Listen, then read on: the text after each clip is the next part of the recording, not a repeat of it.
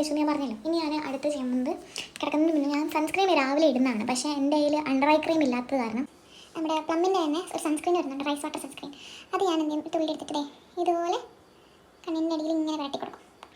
ഈ എണ്ണ ഈ കണ്ണ് തമ്മിൽ വ്യത്യാസം കണ്ടോ? 2 കണ്ണിൻ്റെ അടിയിലും ഞാൻ അണ്ടർ ഐ ക്രീമിന് പകരം ഇത് വയ്ക്കും. ഓൾറെഡി നമ്മൾ സൺസ്ക്രീനിന് ഒരു കൊട്ട വില കൊടുത്താൽ മേടിക്കുന്നത്. അപ്പോൾ പിന്നെ നമ്മൾ അണ്ടർ ഐ ക്രീം വേറെ മേടിക്കണമെന്നില്ല. എല്ലാത്തിനും കണ്ടന്റ് എനിക്ക് തോന്നുന്നു കുറേയൊക്കെ സെയിം തന്നെയാണ്.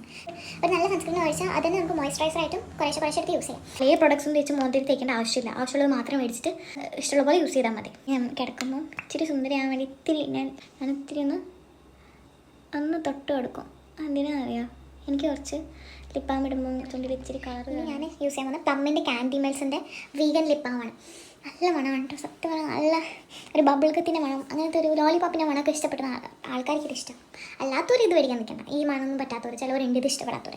എനിക്ക് പക്ഷേ ഈ മണം നല്ല ഇഷ്ടം. ഇങ്ങനത്തെ ബബിൾ ഗം മിഠായിയുടെ മണമൊക്കെ എനിക്ക് ഭയങ്കര ഇഷ്ടപ്പെട്ട മണം. നല്ല മധുരം കേട്ടോ, മധുരം തിന്നാൻ മധുരം പക്ഷേ കുറേ തിന്നാൻ പറ്റും. അപ്പം ചുണ്ടിലിട്ട് ഇടയ്ക്കാണ് മാറ്റി തിന്നാം അത്രേ ഉള്ളൂ. അപ്പം ഇനി ഗ്ലോ ഗ്ലോ ഗ്ലോ. അപ്പം മുടിയും സെറ്റ്. നമ്മൾ സ്കിൻ കെയർ പരിപാടികൾ കഴിഞ്ഞിരിക്കുന്നു. അടുത്തൊരു വീഡിയോയിൽ കാണാം.